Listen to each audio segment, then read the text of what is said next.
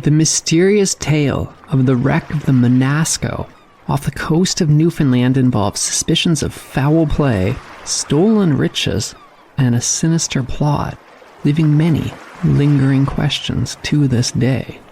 Legendary deep-sea diver David Dobbin investigated, discovering shockingly grisly details suggesting that there was much more than a mere shipwreck at play in the wreck of the Monasco. You're listening to Backyard History, the hidden stories that happened in your own backyard, the podcast version of the weekly history column running in newspapers across the Maritimes, with your host and author, Andrew McLean.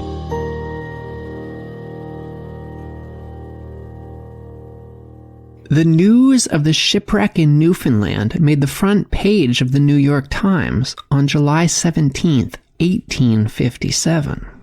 It read, "The bark Monasco of Warren, Maine, traveling from Gothenburg, Sweden to New York, was totally lost near Buren, Newfoundland on 21st July, together with 50 Swedish steerage passengers. The captain and his wife, the crew, and 6 passengers were saved. The crew and 6 passengers were landed in St. Pierre." It had taken nearly 2 months for the news of the shipwreck off Newfoundland to reach New York City. A month earlier, though, the news made it to Newfoundland's capital of St. John's. The earliest report of the disaster appeared in a newspaper called The Newfoundlander on August 10, 1857, after an unnamed local resident in Buren sent their offices a letter informing them of the tragic news. "I'm sorry to inform you of a most melancholy shipwreck which happened close to this harbour on the night of Tuesday last, July 21st, of the bark Monasco, belonging to Verna in the state of Maine, and Andrew F. Daly, master, from Sweden to New York, with a cargo of iron and 60 passengers. The weather was as fine as possible, but somewhat foggy, when she ran against the cliffs 3 miles west of Buren. The captain, his wife, and the crew escaped in the boat, and the passengers left in the vessel perished. 50 of the dead bodies were taken up on the 2 following days and buried without an inquest or an investigation."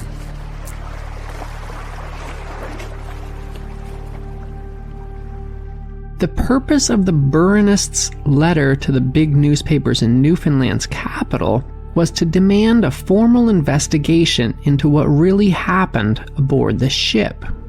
They claimed, based on the suspicious behavior of the survivors, and the captain and his wife in particular, that there was much more to the story. However, there was no official investigation into what happened in the wreck of the Monasco. 35 years later, a notable Newfoundlander known as Dobbin the diver caused a sensation when he told a reporter his story of what he saw when he had made a deep-sea dive down to the site of that shipwreck. Dobbin the diver was interviewed in 1892, and the reporter for the Newfoundland Colonist newspaper opened his article by noting that most Newfoundlanders thought that Dobbin the diver was dead. The reporter wrote, "But he is alive, and though he's past 70, he is still hale and hearty. Lives with his son, John Dobbin, at 57 Colonial Street, where this reporter found him yesterday afternoon. Mr. Dobbin is in full possession of his faculties, and his eyes are as clear and his voice is as strong as it was 40 years ago." Dobbin the diver was by then 71 years old, at a time when the average life expectancy was only between 50 and 55 years old. During his wide-ranging interview with Dobbin the diver, the reporter told the readers that the old diver recounted to him that he went to the site of the shipwreck of the Monasco soon after it had sunk. Mr. Dobbin went to a place called Corbin's Head, situated between Buren and St. Lawrence on the western shore. The object of going there was to go down to the wreck of the Monasco, a vessel which had been lost the fall before. The reporter refreshed the readers' memories on the mysterious circumstances of the shipwreck, writing, "At the time she was lost, the captain, crew, and one woman, said by the captain to be his wife, landed at Buren in one of the ship's boats and told their tale of the shipwreck. The captain reported to have on board 76 passengers, mostly Swedish. These all went down with the vessel. No one escaped, but those who came to shore in the lifeboat. This story was accepted, and, in due course, the party got passage for England. At the time of its sinking, the Monasco was practically a brand new ship, having been built only 2 years earlier in Maine. Its captain was 35-year-old Andrew F. Daly. The ship had been traveling from Gothenburg, Sweden, carrying about 60 people to New York City, although that was not their final destination. The 1850s, when the Monasco was wrecked, were a time of great immigration out of Sweden to the United States and Canada. For the most part, people were leaving their homes with their whole extended families in search of religious, personal, and economic freedom. Before departing, the immigrants would usually sell off everything they owned, bringing their life savings with them to this new land as they sailed into an unknown future. The passengers aboard the Monasco were ultimately heading to Minnesota, where a previous wave of immigrants from Gothenburg had already established a Swedish community, boasting farms, shops, and Swedish-language newspapers. The sinking of the Monasco triggered an outpouring of grief and rage in those Swedish newspapers in Minnesota. The sinking also had a deep impact on local people in Newfoundland in its immediate aftermath. The people of Buren would not let the story be forgotten because they suspected that there had been foul play in the sinking of the Monasco. In the wake of the shipwreck, Captain Andrew Daly and a woman claiming to be his wife, along with 5 other survivors, all of whom were members of the crew, had arrived in Buren, whose population at the time was 2,020 people, according to the 1857 census. Almost immediately, the survivors all took off for nearby St. Pierre Island, which is a part of France, and is out of the jurisdiction of Newfoundland authorities. Captain Daly seems to have left so quickly, he didn't actually report the wreck of his ship to Newfoundland's authorities. And the people of Buren thought this behavior was extremely suspicious. Shortly after the captain left, the Burenists wrote a second letter to the Public Ledger newspaper in St. John's, noting the captain's unusual behavior while he was in their town. A package was picked up by some people of Buren, which was recognized by the captain as his, and upon naming the contents, the package was opened, and a sum of 1,100 pounds in dollars was handed over to him as his property. The contents tallying exactly with his statement. How will this agree with the reported great financial loss of the captain and the straits to which he was reduced?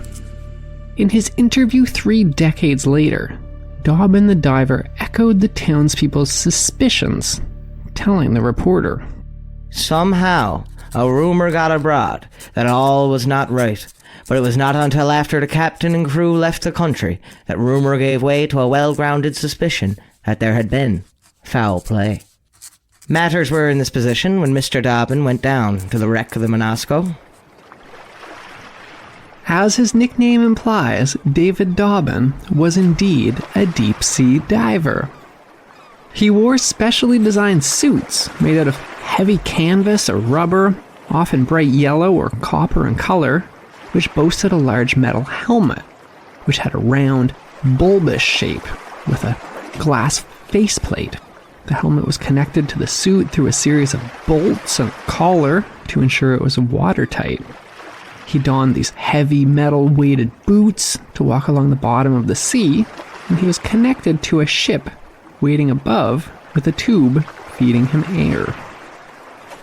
These suits were a marvel of the Victorian era, enabling divers to explore the depths of the sea for various purposes, ranging from salvage operations to underwater construction. However, they were also heavy and cumbersome, making the divers' work physically demanding and often dangerous. and they really captivated the public's imagination. The reporter was well aware of Dobbin the diver's legendary status, and he was still in awe of him, writing, 30 years ago, there was not a name in all Newfoundland such a household word as Dobbin the diver, and you will scarcely find a man, woman, or child in the country today who has not heard of Dobbin the diver. Think of the man, who without any previous experience or guide, who, donning a diving suit, dropped down into the cold and unknown depths of the sea. Before becoming a diver, David Dobbin had been a fisherman who, from a young age, enjoyed a particular reputation for daring and bravery. He had managed the remarkable feat of becoming a master of his own fishing boat by the age of only 18. Dobbin first ended up diving in the late autumn of 1849, when he was approached by a salvage ship operator named Smith McKay to go to Holyrood Beach, where they were searching the wreck of a schooner from PEI that had run ashore. From his earliest years he was a fisherman, but being daring and brave, he was the master of his own boat when he was only 18 years old. In the fall of 1849, he had his first experience as a diver. He was fishing in St. Mary's when the late Smith McKay came there looking for men to assist in getting off a Prince Edward Island schooner that had run ashore on Holyrood Beach. During the work, Dobbin seemed to be so much at home in the water that Mr. McKay asked him if a diving suit were procured, would he wear it? Dobbin answered, yes, and accordingly, the suit came out. I felt a little strange when I put on the diving dress at first, said Mr. Dobbin, but I was not scared, in fact. I was never scared in me life, he told me. The diver worked on this vessel until everything of value was removed from her. Unperturbed by the tough manual work, wearing a cumbersome and heavy suit, working beneath the waves of the cold and dark seas, Dobbin continued to work that wreck until everything of value was removed, because they were salvage divers who were looking for anything of value aboard wrecked ships. Dobbin the diver went on to become quite renowned in Newfoundland for his part in salvaging several shipwrecks, and his 1892 interview formed actually part of a multi-part series examining his eventful life. Despite this vast wealth of experience that he had under his diving bell, by the time he made it to the Monasco, even Dobbin the diver was shocked by what he found in that shipwreck. He had anticipated much, but the actual state of affairs on board the sunken vessel was awful in the extreme. First thing that met his gaze on going down was the body of a woman floating in and out over the ship's sides, swinging back and forth in the undertow. She appeared to be the body of a young woman, 22 or 23 years old. She was dressed in a blue jacket and red skirt, had a pair of cloth boots on. For one brief moment, the heart of the brave diver almost stood still. Dobbin was baffled at how it was possible that the body could still be near the wreck instead of drifting away. He drew closer to examine the remains of the young woman more closely, and he found the body had been lashed to the file rail of the main mast by a rope. As he moved along the deck of the ship beneath the waves, he discovered another 4 bodies tied to the ship's railing. Dobbin began to suspect something far darker than a mere shipwreck had happened aboard the Monasco.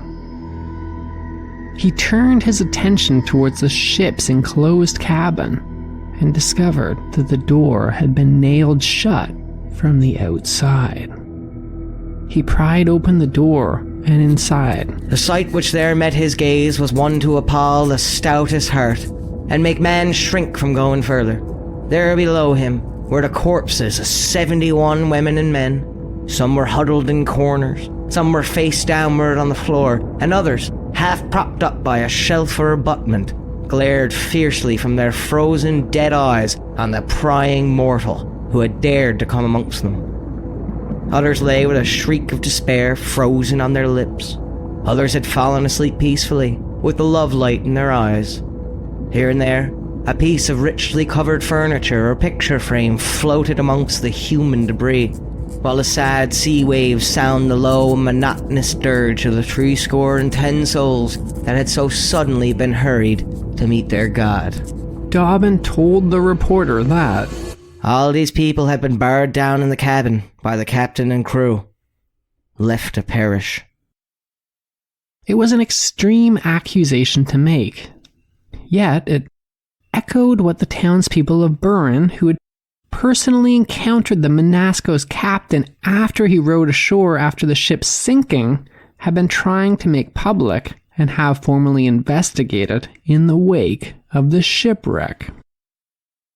The townspeople had earlier written a letter to the Public Ledger newspaper on August 7th, 1857, declaring, "If the passengers had had their liberty, there could have been no loss of life, as the night was fine and calm as possible. At 5 of the passengers got out of the cabin before the captain got to the deck, when he gave orders to close the door and get out the boat, which being obeyed, himself, wife, and crew got into her and left the remainder of passengers, 55 in all, to their fate."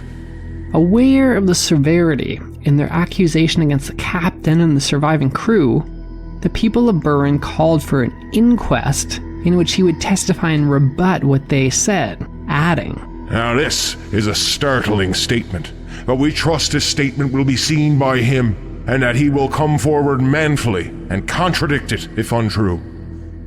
While Captain Daly never did respond directly to these accusations, nor was an inquest ever actually held, an account of his version of what happened actually does exist.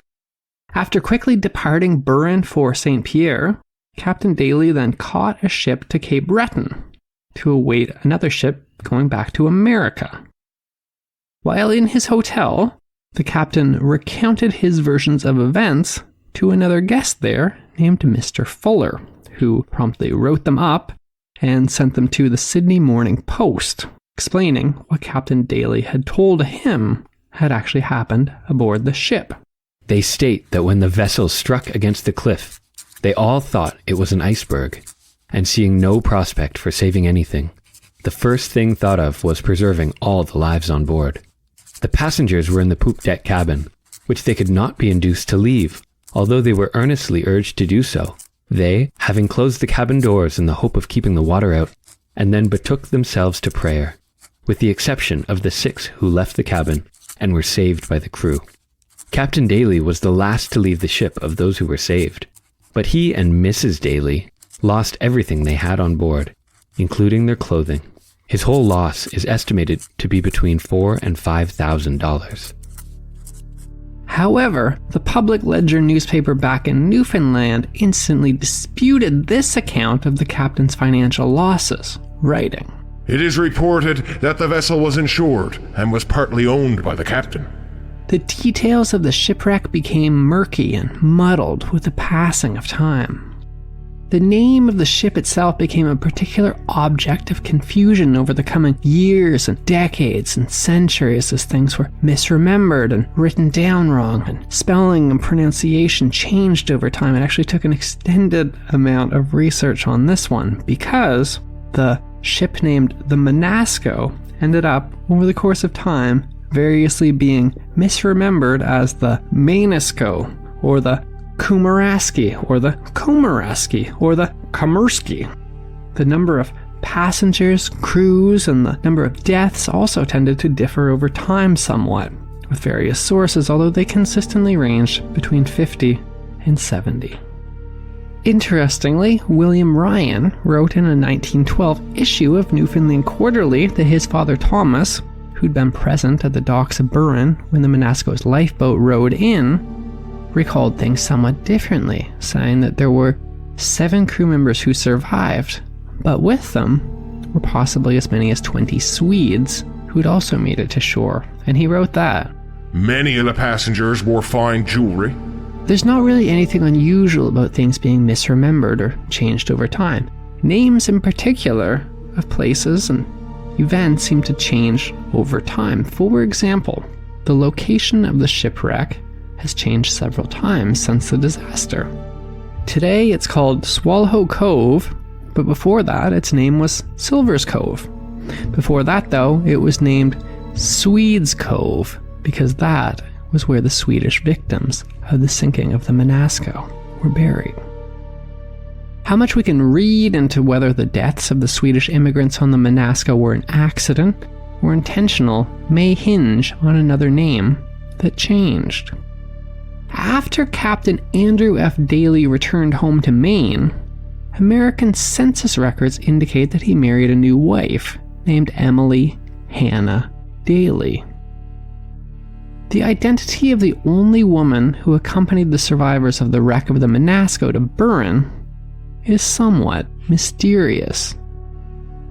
While Captain Daly claimed the unidentified woman who survived the Monasco was his wife, the Burinists claimed that this woman was actually Swedish. William Ryan wrote that his father never believed that Emily was actually the captain's real wife, consistently referring to her as his supposed wife. Ryan's father, Thomas, could speak French, and the Monasco's steward was from France. Thomas claimed to have gotten the story from the steward before the captain noticed them talking and ordered the steward away, which is a possible origin of the version of events that Newfoundlanders came to believe had actually happened aboard the Monasco. This is the version of that story, told to the reporter by Dobbin the diver. The passengers were members of a rich colonization company going to find a home in the scarcely populated western states. They chartered the vessel to take them out. On the voyage, they gave their money and jewels to the captain for safekeeping. Amongst the passengers was one very wealthy man, who was married to a young and pretty wife who'd been forced to marry him against her will. On the voyage, the captain got an inkling of how matters stood, and by the devilish wiles which bad-hearted, handsome men knew so well to employ, induced the young wife to fly with him if he would get rid of her husband. The captain unfolded the plot by degrees to the crew, who, of course, were well paid for their silence. Then, in the dead of night, those in the secret stole to the deck. The cabin door was nailed down, and the ship driven against the rocks. According to this diver, who went down to the shipwreck, the captain of the Monasco locked the passengers under the ship, stole the Swedish immigrants' money and jewelry, stole one of their wives, and fled as the ship was sinking. And according to a poem written by William Ryan, the Swedish victims on their pillows were entombed beneath the sea, buried in the troubled billows where the bark Monasco lay. That was Backyard History with your host, Andrew McLean. Thanks for listening, and stay tuned for another hidden story that happened in your own backyard.